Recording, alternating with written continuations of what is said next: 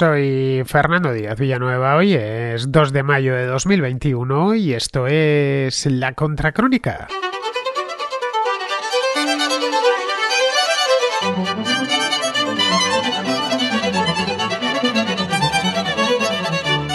Bienvenidos a la contrarréplica de este domingo 2 de mayo, que es el día, por cierto, de la Comunidad de Madrid. Es decir, ayer fue fiesta y hoy también es fiesta, al menos donde yo estoy. Pero en la contracrónica, como bien sabéis, casi nunca es fiesta. Hago programa prácticamente todos los días del año, todos los días que estoy en Madrid. Y como este último año he estado que no me podía mover de la ciudad por la cosa de la pandemia, y creo que todavía le queda un poco a esto, pues nada, hemos tenido programas prácticamente todos los días. Eso sí, esta misma semana, os lo aviso ya, voy a estar fuera porque tengo que ir a las Islas Canarias a dar una conferencia, así que entre ida, vuelta y demás la programación se va a ver un poquito afectada, espero que no mucho.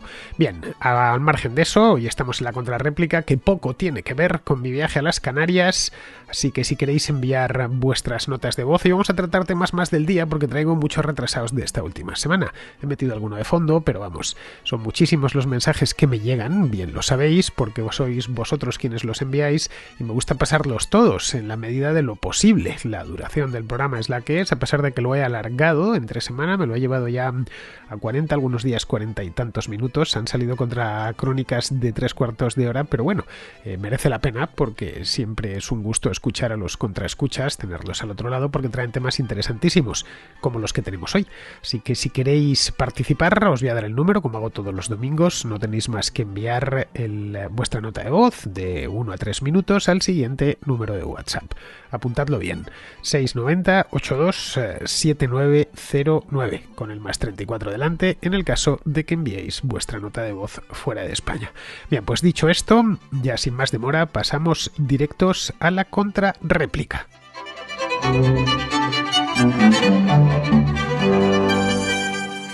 Empezamos el programa de hoy con Abraham, que nos comenta un rumor sobre Pablo Iglesias y su salida de la vicepresidencia del gobierno, que sucedió pues hace poco más de un mes. Hola, buenas tardes, Fernando.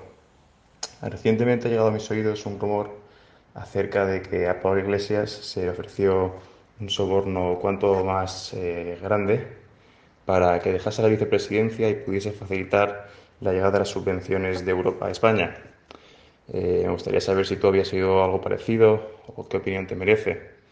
Muchas gracias. Buenas tardes. Pues no he oído ese rumor, Abraham, y fíjate que me entero de estas cosas porque se encargan de contármelas, no porque yo ande por cerca de las Cortes. Bueno, estoy cerca de las Cortes porque vivo cerca, pero no me dejo caer yo mucho por allí, más allá de cuando paso por delante, generalmente en bicicleta. Bien, pues no había oído esto, sinceramente. Creo que tiene poco fundamento, además, por dos razones. La primera porque esas ayudas europeas ya están aprobadas. Los 140.000 millones que le corresponden a España están aprobados desde hace, pues tranquilamente, no un año, pero casi, aunque todavía están pendientes de varias cosas, de que el Constitucional alemán lo autorice y de que se empiecen a soltar el dinero. Pero por lo demás están aprobadas y asignadas. A cada país le toca una cantidad y además dentro de lo que le toca hay una parte que es a fondo perdido, la otra parte es un crédito blando. Solo falta que se les dé vía libre y se vayan ya liberando los tramos. Vamos, en una palabra, que no importa quién gobierne en España, se han concedido al Estado, no al gobierno. Si mañana cambia el gobierno, pues dará igual, porque están concedidas al Estado español, no al gobierno español, que no deja de ser el gestor de ese Estado. Esa es la primera razón. La segunda, porque Pablo Iglesias tampoco pintaba mucho en el gobierno, si te soy sincero, y él bien lo sabía. Las cuestiones económicas, desde que se formó este gobierno de coalición, están en manos del PSOE, empezando por el Ministerio de Economía, que lo lleva Nadia Calviño, el Ministerio de Hacienda, que lo lleva María Jesús Montero, y al final todo lo lleva Pedro Sánchez, que no deja de ser del Partido Socialista y no de Podemos. Es decir, que ahí Podemos ni entra ni sale demasiado. A lo sumo incordia un poco, eso es indiscutible, pero vamos, está en el Consejo de Ministros y tiene una capacidad de influencia importante, pero no lleva las carteras ni tiene la última palabra. Vamos, de hecho, la primera y la última palabra la tiene Pedro Sánchez, una vez más. Por algo a esto se le llama el sanchismo y no se le llama el iglesismo. Así que poco podía hacer ahí Pablo Iglesias, de verdad, no no tenía mucha... En Bruselas más o menos lo descontaban, que sí que estaba de vicepresidente, que tampoco era vicepresidencia principal, no era la vicepresidencia primera del gobierno, así que bueno, yo creo que no tiene fundamento ese rumor, vamos. Las razones por las que Pablo Iglesias dejó en marzo la vicepresidencia solo las conoce él, no se ha encargado de decírselas a nadie, más allá pues de la mera propaganda electoral, de que se preocupa por Madrid y quiere frenar el fascismo y todas estas cosas, que evidentemente no se las cree nadie, no deja de ser pura comunicación política, así que no nos queda otra que especular. Hay especulaciones más afortunadas y otras menos, ¿no? Algunas ya las comenté aquí en su momento. Podríamos incluir varias, entre las cuales no está esta de que en Bruselas le tienen miedo. A ver, una sería pues que se sintiese inútil y sin poder. Esta es muy probable. No sé, para alguien a quien le gusta mandar, como es el caso de Pablo Iglesias, y le gusta mandar mucho, pues eso de estar cerca del poder, estar cerca del caramelo, pero no podértelo meter en la boca, pues es un sufrimiento. Vamos, que es un trago muy amargo. Y me parece que en este aspecto ha tenido que tomar varios tragos amarguísimos todos a lo largo del último año y pico. Esa es una posibilidad. La otra es que se aburriese. Sí, de algo tan simple y tan prosaico como el aburrimiento. Se aburriese del día a día en una vicepresidencia secundaria y con pocas competencias. Nada más. De hecho, no había más que ver el nombre tan largo que le habían puesto a su vicepresidencia. Esto es una posibilidad bastante factible. ¿Cuántas cosas en la vida hemos dejado todos porque nos aburrían? Piénsalo, que hemos dicho no nos sentimos motivados y ya lo abandonamos, desde un hobby hasta un trabajo. No sé tú, pero yo en mi caso alguna vez he terminado dejando un puesto de trabajo porque no me motivaba lo más mínimo. Y desde el primer año ya lo sabía y a partir de ahí empecé a buscar otra cosa para abandonarlo porque me sentía un poco angustiado de hacer algo que no me gustaba o que no me inspiraba lo más mínimo. Podría deberse a eso. Que simplemente la política es muy aburrida. La política no son las campañas electorales, ni los discursos en el Congreso de los Diputados. No, ni las inauguraciones. La política es una pesadez. No hay más que entrar en las Cortes y verlo. Las comisiones, los informes, un lenguaje que es lenguaje administrativo, alambicado. Todos son problemas, en fin, que no es una cosa que tenga mucha erótica. Erótica tiene el poder, no la política propiamente dicha. Y ya digo, a Pablo Iglesias le interesa el poder más que la política. Eso es otra posibilidad, también factible. Luego habría otra más, y es que estuviese viendo, ya en el mes de marzo, cuando Isabel Díaz Ayuso decide convocar elecciones, que de no concurrir él personalmente, con toda su... con su carrocería, digamos, él mismo, con su nombre y toda su marca, a las elecciones de Madrid, quiero decir, pues su partido saldría casi seguro de la Asamblea Autonómica. Porque en muchas encuestas le decían eso mismo, les auguraban resultados catastróficos por debajo del 5%, y eso le sacaría de la Asamblea en un partido que ya no tiene representación en el Ayuntamiento de Madrid, pues hubiera sido, si no el fin de Podemos, si lo hubiera dejado muy perjudicado y ya listo para el descabello. Ten en cuenta que en Galicia salieron de Parlamento, en el País Vasco se quedaron, pero tocados. En Cataluña consiguieron, después de una campaña un tanto extraña, quedarse como estaban, pero no consiguieron ni un solo voto más. En fin, que lo de Madrid podría haber sido la puntilla. Esa es otra posibilidad. Luego hay otra que se me está ocurriendo ahora, y es que haya vislumbrado, porque claro, tonto no es, puede ser malo, pero de tonto no tiene nada, haya vislumbrado lo que viene. Una crisis presupuestaria de grandes dimensiones que obligue al gobierno a hacer recortes, muy impopulares todos, bajar el sueldo a los empleados públicos, bajar las pensiones. Y claro, por ahí no quiere pasar, porque le costaría mucho salir de ese agujero. ¿Cómo se le iba a explicar luego a su electorado? ¿Cómo iba a ir con lo del escudo social, con lo de menos mal que estamos nosotros, si os acabamos de bajar el sueldo, os acabamos de hacer recortes aquí y allá? Y eso es una hipótesis muy plausible, porque las posibilidades que tiene el gobierno de evitar un recorte son muy pequeñas de aquí a un año. Ten en cuenta que la base fiscal está desmoronada, no se recauda muy poco y es difícil que se reactive. Coño, que la economía acaba de caer otra vez en el último trimestre. El primero de este año, vamos. La capacidad de subir impuestos pues está ahí, pero de recaudar ya es otra cosa distinta. Tú puedes subir el tipo, otra cosa es que eso se transforme en recaudación. Van a necesitar pedir dinero al margen de lo que les entre por Bruselas, por el plan de la Comunidad Europea, pero que van a necesitar emitir mucha deuda sobre un montón de deuda que tiene una montaña de deuda sobre la que están sentados. Así que al final no les van a salir las cuentas. Mira el déficit. Es probable que eso viese que la cosa está mal y va a ir a peor. Es mejor que estas cosas te pillen en la oposición y no te pillen en el gobierno. Como ves, Abraham, hay varias hipótesis, todas perfectamente verosímiles, y que se ajustan al personaje en cuestión y sobre todo se ajustan al momento político.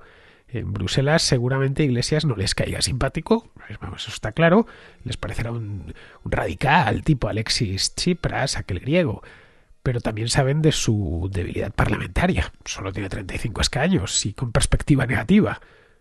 Vamos, que su gran momento ya ha pasado, eso está a la vista de cualquiera.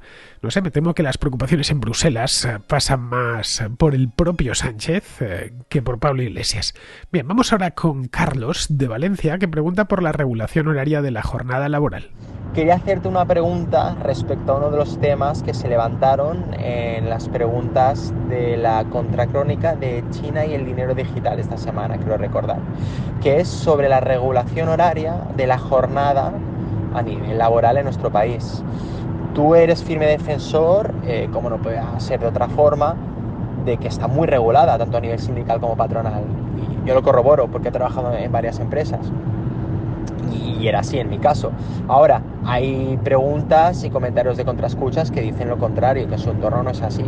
Y yo me encuentro un poco en el medio porque yo tengo a compañeros trabajando a nivel de consultor y auditoría en las Big Four, empresas como Deloitte, EY, Grant Thornton, y sobre todo esta primera, Deloitte, y acometen auténticas salvajadas a nivel horario. Te hablo de 14, 16 horas diarias, sobre todo en épocas largas, de mucha presión a nivel de proyecto, deadlines, etc. Y no entiendo, esta es la pregunta, no entiendo por qué ocurre en este sector. Al final es un sector ultra regulado a nivel económico, a nivel fiscal, con empresas internacionales deslocalizadas y que es un sector clave porque está en constante interacción con grandes empresas a nivel mundial y en muchísimos sectores, tienen las patas en muchísimos sectores. Entonces no entiendo por qué pasa esto, no sé si la deslocalización favorece que no haya una homogeneidad a nivel regulatorio que se aplica a nivel estatal en cada país. No sé si es que la competencia interna que has mencionado juega una gran baza en este caso, que al final todo el mundo está dispuesto a dejarse la piel con tal de hacer currículum y de, pues eso, ocasionar vías de entrada en potenciales clientes. Pero la verdad es que no lo entiendo y quería preguntarte cuál es tu sincera opinión. Y nada, que sepas que soy un seguidor tuyo desde hace bastante tiempo, año y medio. Tengo 27 años y vamos, me nutres todas las semanas con la mejor actualidad y por ello muchas gracias. Un saludo a todos los contraescuchas y hasta luego. Bueno, Carlos, ocurre en ese sector de las grandes consultoras porque se paga muy bien, como bien sabes. Cualquier persona que trabaje, no casi cualquiera, vamos, que trabaje en una de las 4 grandes, las Big Four, pues gana dinero. Los sueldos están de promedio por encima de la media nacional. Mira, yo tengo ya muchos años y me ha dado tiempo a ver muchas cosas. Vamos, que he conocido gente a lo largo de mi vida y he tenido amistad incluso con empleados de Deloitte, de KPMG, de Pricewaterhouse también, de Ernst & Young, vamos, de las famosas Big Four, cuya sede, por cierto, se encuentra en España, por lo menos la sede española se encuentra en Madrid. Además están muy a la vista, son muy visibles, porque en la ciudad se ven sus logotipos. 3 de ellas ocupan rascacielos y se han encargado de poner bien a la vista su logotipo. Bueno, Deloitte también está en un rascacielos, está la Torre Picasso, pero no les deben permitir los dueños del edificio colocar el logotipo arriba, así que no se ve, pero vamos, las otras 3 sí.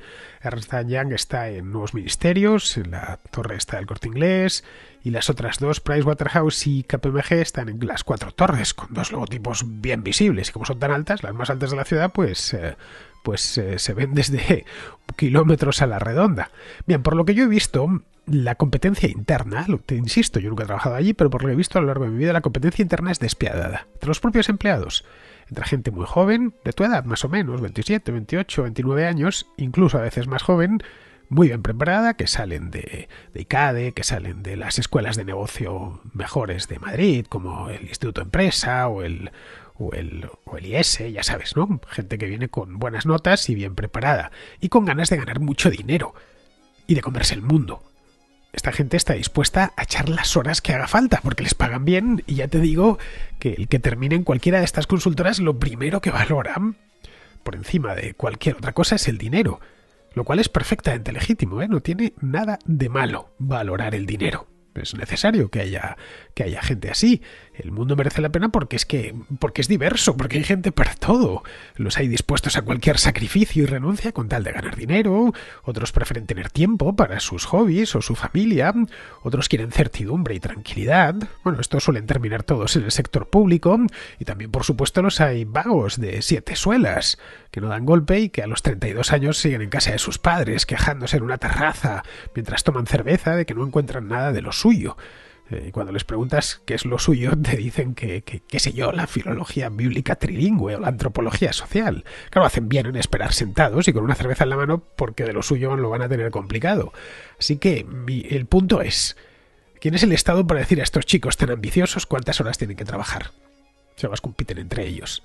Bueno, decírselo se lo dice, pero como puedes ver, por un oído les entra y por el otro les sale, porque tienen, la mayor parte de ellos, y si no terminas en un sitio de estos, un proyecto personal muy concreto, que se cifra en ganar dinero cuanto antes, y para eso necesitan trabajar mucho.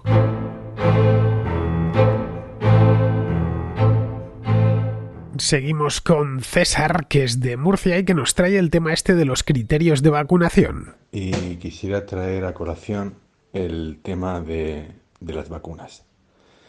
La pasada semana, después de alcanzar el récord de vacunación en España con un 500.000 de vacunación en un día, al día siguiente se desplomó esa cifra porque con un cambio de criterio en la vacunación de AstraZeneca. Estamos viviendo como cada día se cambian criterios, se cambian protocolos y normativas. Creo que llega el momento de que los políticos se aparten a la hora de tomar estas decisiones y dársela a los ciudadanos, que sean ellos libres y responsables los que decidan cuándo vacunarse y en qué momento. Creo que en algún momento determinado deberíamos de dejar de dar citas de forma centralizada y que sean los ciudadanos los que pidan una cita para vacunarse y que sean ellos que pidan la vacuna que se quieran poner. Podría pasar entonces que si tú quieres una vacuna concreta, tendrás que esperar más que si quieres otra. Es decir, si yo quiero la de Janssen, me pondrán decir, pues tiene que usted que esperar 4 meses. Pero si quiero la de AstraZeneca, puedo ir mañana a vacunarme. Y debo ser yo quien decida, libre y responsablemente, qué vacuna ponerme. Tal vez yo prefiera asumir los riesgos de vacunarme con AstraZeneca a esperar a 4 meses la de Janssen. Creo que esto se hace a diario con cualquier protocolo médico en el que ante cualquier tipo de prueba, operación, al paciente se le informa y tiene que firmar un consentimiento. Y en ese consentimiento vienen todos los efectos secundarios, adversos y todo bien explicado. Creo que es el momento de que sean los ciudadanos los que tomen la iniciativa de la vacunación y sean ellos los que empiecen a elegir qué vacuna y en qué momento. Siempre, sobre todo, atendiendo, esto será más fácil hacerlo cuando estén todos los colectivos más vulnerables vacunados. Así tendríamos solucionado el tema de qué hacer con los que ya han recibido la primera dosis de AstraZeneca. Podríamos, en vez de estar decidiendo por ellos, podrían ser ellos los que elijan qué hacer. Si quedarse sin segunda dosis, si ponerse la segunda de AstraZeneca o esperar a que venga otra tercera. Un saludo y lo dicho, creo que es el momento de que seamos los ciudadanos los que elijamos. Pues mira, César, la vacunación no va mal del todo desde hace un par de semanas, después de lo mal que lo pasamos en el mes de febrero y también en marzo, bueno, y no digo ya en enero, que la vacunación las cifras de vacunación en aquel entonces, hace 3 meses, eran ridículas. Pensaba que no íbamos a terminar si extrapolamos las cifras no lo sé, tengo aquí la vacunación por días, me he ido por la tabla. Mira, el 15 de enero 92.000 personas, 92.000 dosis se administraron en toda España el 15 de enero. La última disponible, que es la del 30 de abril, fueron 504.000. Como ves, la cosa ha mejorado de manera sustancial. De hecho, en varios días, a lo largo del último mes, el número de dosis administradas, que no es lo mismo que el de vacunas, ha superado el 500.000 diario. Vale, que te he dicho, el día 30, por ejemplo, se administraron 504.000. Pero tengo el día anterior, el 29 fueron 481.000, luego el 19 de abril fueron 522.000, tengo aquí más, el 12 de abril 553.000. Incluso si nos vamos a marzo encontramos de nuevo también la plusmarca el 29 de marzo fueron 504.000. Vamos, que a lo largo del último mes sí que se ha notado mucho que ha ido esto de una manera mucho más rápida. Es más, seguramente lo habrás notado personalmente, que ya conocerás a mucha gente que está vacunada, que le han puesto la primera dosis, sobre todo gente mayor, profesores, bueno, por supuesto profesionales sanitarios. Hoy ya es común encontrar a gente que ha recibido como mínimo la primera dosis. A mediados de febrero era difícil, me preguntabas y no conocías a nadie que lo hubieran pinchado. Hoy es bastante habitual. Vamos, a mi padre le han vacunado ya, no te digo más, cosa que andaba yo preocupado allá por el mes de febrero. Bueno, ¿cuándo van a vacunar a este hombre? Ahora parece ser que la cosa va más rápido. Vamos, al ritmo actual, al parecer se conseguirá la inmunidad de grupo en 5 meses, más o menos, es decir, dentro de este mismo año. Pero vamos, yo creo que lo suyo es incrementar el ritmo actual. Espero que lo hagan este mismo mes. Si suben del promedio que deben rondar ahora mismo semanal, que debe de rondar las 350, 400.000 dosis diarias, y lo ponen en 600.000, 700.000 diarias, que es perfectamente factible con la red de atención primaria que hay en España, mucho antes de 5 meses terminamos con esto. Luego, respecto a lo que me comentas, si lo ideal sería que esto de la vacunación se hubiese hecho desde abajo y no desde arriba, pues sí, claro, eso es indiscutible, por supuesto. El problema es que hace 4 meses no había vacunas suficientes en el plazo en el que se querían estas vacunas. Y claro, no queda otro remedio que racionarlas. Eso ha sucedido en todos los países, ¿eh? El problema es que en Europa, aquí la Comisión Europea llegó muy tarde a comprarlas, pues ya a finales de agosto, y las farmacéuticas hicieron lo que se preveía que hiciesen. Les pusieron a la cola, porque otros países, como Estados Unidos o el Reino Unido o Israel, pues ya tenían los pedidos hechos y pagados. Por lo tanto, no vas a decir, llegas tarde y además te adelanto, ¿no? Pues si ha llegado el gobierno estadounidense y ha pedido y ha pagado antes, pues vas después, teniendo en cuenta que esta vacuna nunca se había fabricado y que además había que fabricar muchas en muy poco tiempo, pues era previsible que se encontrase la industria con un cuello de botella, que es lo que ha terminado sucediendo. Pero vamos, la producción de vacunas se ha disparado en todo el mundo. Hice un programa el mes pasado sobre este mismo tema a principios de abril. En los últimos meses las farmacéuticas han ampliado la producción muchísimo, han ampliado las plantas, han abierto plantas nuevas, han mejorado sus procesos de producción y este verano pues se estarán produciendo ya a pleno rendimiento. Bien, nada de eso lo teníamos en el mes de diciembre, ni en enero, ni siquiera en febrero.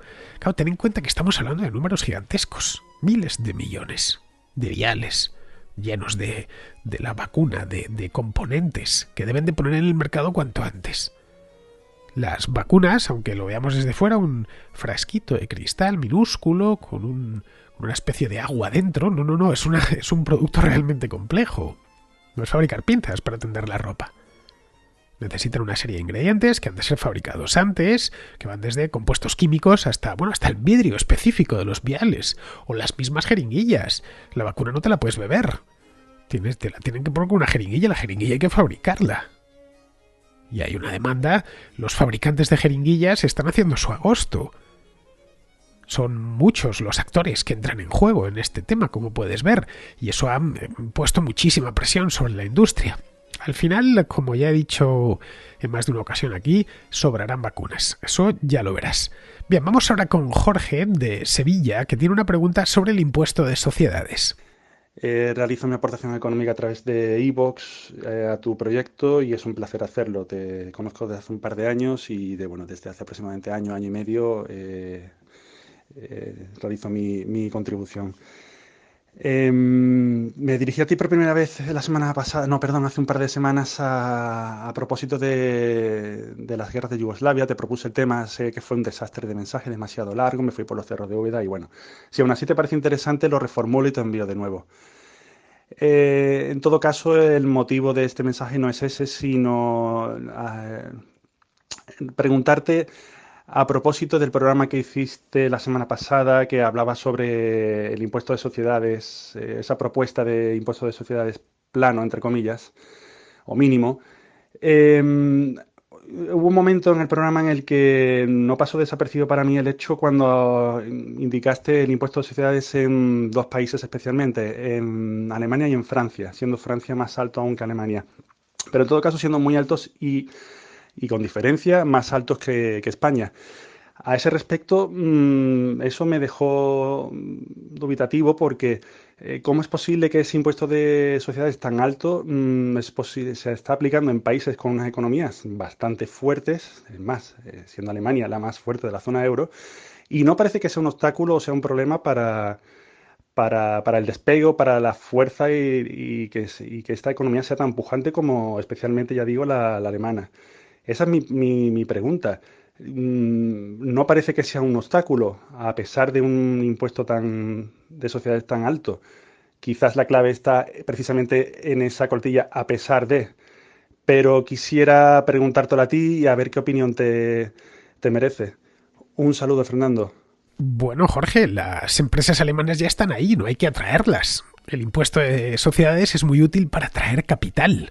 Por eso lo emplean como herramienta de política económica países tipo Irlanda o Hungría o las repúblicas bálticas, es decir, países que tienen impuestos de sociedades muy bajos en Europa. Vamos, países que por lo general eran pobres y pequeños generalmente y que, claro, tenían problemas para acumular capital dentro del país. Alemania o Francia ya han hecho ese proceso de acumulación y no están tan necesitadas de atraer capital extranjero, por lo que el Estado puede permitirse el lujo de pasar la gorra. Una vez ya tiene la planta industrial hecha y la planta corporativa, pues venga, contribuid a esto. Un tipo mínimo del impuesto de sociedades impediría que países pequeños como Irlanda o Letonia puedan competir, que son a quienes realmente cruje ese impuesto mínimo que quiere el FMI o que quiere Janet Yellen. Se os lo explicaba aquí en el programa ese que hice. Pero de cualquier modo, no es solo el impuesto de sociedades lo que determina la atracción de capital. ¿Vale? Esto creo que debe de quedar claro. Las cosas no siempre son tan sencillas como a veces nos las venden. Guatemala, por ejemplo, tiene un impuesto de sociedades muy bajo, de solo el 10%, más bajo que Irlanda, más bajo que cualquier país de Europa. Pero ningún empresario europeo o norteamericano se plantea, vamos, ni en su peor sueño se plantea llevar su empresa allí. Porque aunque el impuesto sea bajo, y es bajo, un 10%, también lo es la seguridad jurídica, ¿eh? Es decir, que uno en Guatemala no tiene claro que vaya a poder desarrollar su inversión, porque hay mucha corrupción política y seguramente te pidan sobornos, porque el gobierno cambia continuamente las reglas del juego, porque puede suceder que pase algo como en Venezuela, que cambie de pronto un gobierno y te expropien. En fin, los riesgos son demasiado altos, además riesgos que muchas veces son difusos, entonces cuesta cuantificarlos. Otras veces lo que desincentiva la inversión en un país es la excesiva regulación.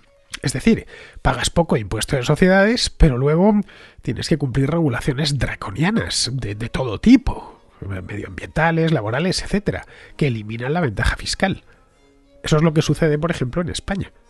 El impuesto no es excesivamente alto si lo comparamos con otros países europeos. Bueno, es del 25%, como comentaba aquí, aunque hay una gama bastante amplia de tipos reducidos. Tienes tipos del 15%, del 10%, bueno, dependiendo de la sociedad mercantil de la que se trate. Las de nueva creación, por ejemplo, tributan al 15% al principio. Es decir, un impuesto francamente bajo, en comparación con otros de Europa, claro. Pero no termina la cosa de arrancar, no solo depende del impuesto, hay muchos elementos más. Así que sí, efectivamente, Alemania tiene un impuesto de sociedades alto, del orden del 30%, pero a cambio es un país que ofrece una gran seguridad jurídica, muy bajos niveles de corrupción administrativa, una masa laboral muy cualificada, un mercado interno bastante grande y de gran poder adquisitivo, y un mercado laboral flexible. Como ves, no todo depende de una sola cosa, de una sola variable. Bien, seguimos con Endica, que tiene una pregunta sobre países y regiones. Buenas, Fernando. Hoy, como sabrás, se votaba la sexta prórroga del estado de alarma propuesta por el Ejecutivo de Sánchez. Y bueno, me ha llamado poderosamente la atención, aunque no deja de ser habitual, que durante el debate el diputado portavoz del BNG se refería a Galicia como su país, como un país. Y algo que, como ya he dicho, es habitual, porque yo soy vasco y lo tengo de primera mano, que hay mucha costumbre y hay mucha asiduidad en España a llamar nación, a llamar país a diversas regiones. Y no hablo solo de País Vasco, Cataluña, también Galicia, como ha dicho el portavoz de BNG, o incluso Andalucía y otras regiones de España, Canarias. Me gustaría saber tu opinión sobre qué es verdaderamente una nación, porque me parece un concepto muy laxo y que habría que tratar, y a ver si tú lo puedes tratar, que sé que todo lo tratas de una manera muy informada y no das puntadas sin hilo, así que me gustaría saber tu opinión. Y también, ¿por qué hay esta... Es que en otros países como de nuestro entorno no creo que se dé esta gran...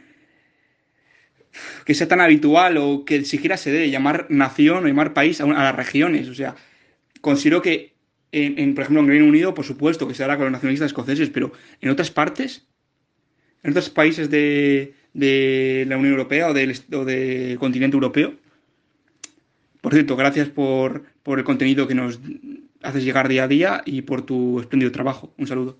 Pues sí, indica, la nación es uno de los conceptos más resbaladizos en teoría política. Este es un tema bastante largo de explicar, así que creo que lo mejor, os lo he prometido ya más de una vez, pero no lo he hecho.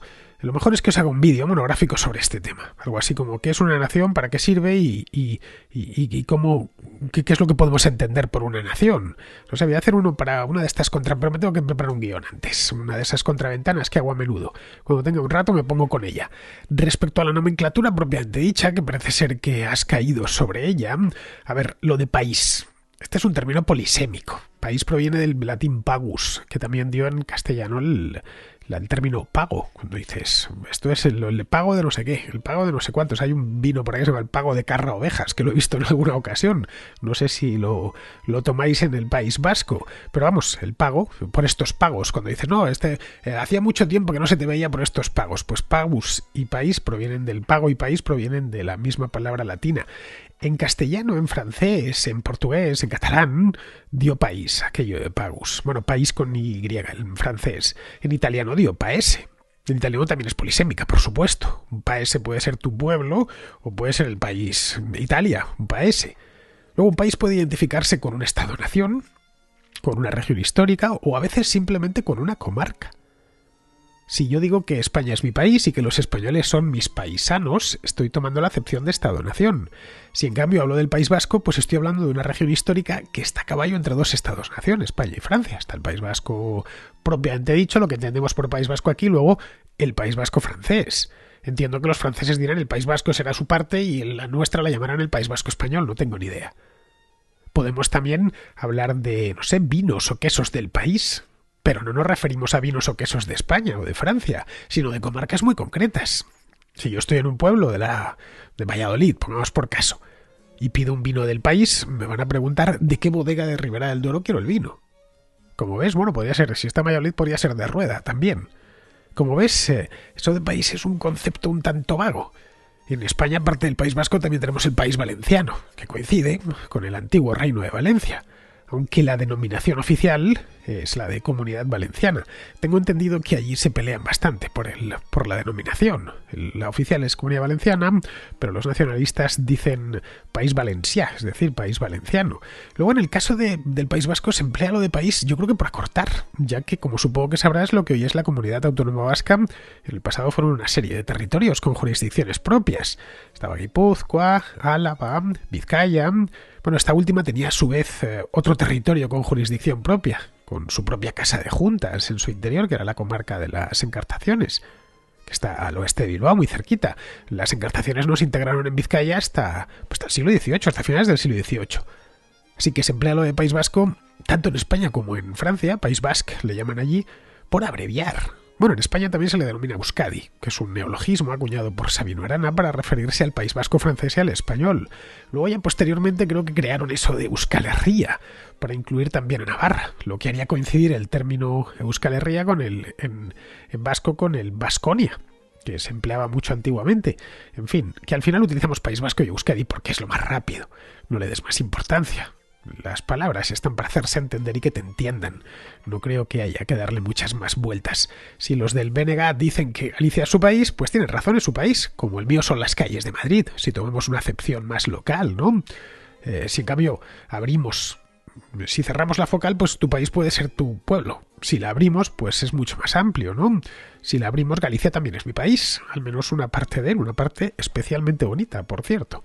Bien, pues ya vamos a terminar, vamos con Martín, que nos trae otro tema relacionado con el nacionalismo, esta vez con el catalán. Hola, muy buenas, Fernando. Mira, yo te quería comentar el nuevo delirio Indepe, que la verdad es que no sé si te va a hacer gracia o te va a ofender muchísimo. Pero bueno, ahí te va. Es la de llamar ahora, de repente, así porque sí, llamar a la Guerra Civil Española la Guerra de los 3 años.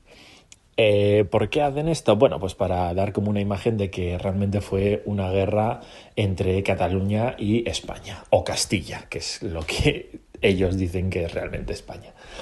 Y bueno, no sé, a mí hasta me hace gracia. No sé si ese es tu caso. Un saludo. Pues mira, Martín, no lo había oído ni leído eso de la Guerra de los 3 años. Pero vamos, lo de la Guerra de los 3 años ya está ocupado, ¿eh? Fue una guerra mexicana en el siglo XIX entre 1858 y 1861 que enfrentó a liberales y a conservadores. También se la conoce como Guerra de la Reforma. Pasé en una contrahistoria que hice hace ya bastante tiempo sobre los 2 imperios mexicanos, pasé por encima de esta guerra. Ganaron los liberales, eso sí. Bueno, y esto precipitó la intervención francesa en México y el Segundo Imperio Mexicano. Pero vamos, esto de los nacionalistas catalanes, por tratar de reinterpretar la guerra civil como una especie de guerra de agresión de España contra Cataluña, no es algo de ahora, ¿eh? Los más entregados están con esta historia desde hace muchísimo tiempo. Hace muchillo, lo vengo oyendo desde siempre, vamos. Evidentemente es alguna tesis minoritaria. Supongo que con el crecimiento del independentismo pues habrán aumentado sus partidarios, pero bueno, por muchos partidarios que tenga, los hechos son los que son. Vamos, que no hay un solo hecho histórico que apoye tal pretensión de que aquella guerra se tratase de una guerra de agresión de España contra Cataluña. Pero bueno, no, ya sabes que el independentismo catalán es muy creativo con la historia.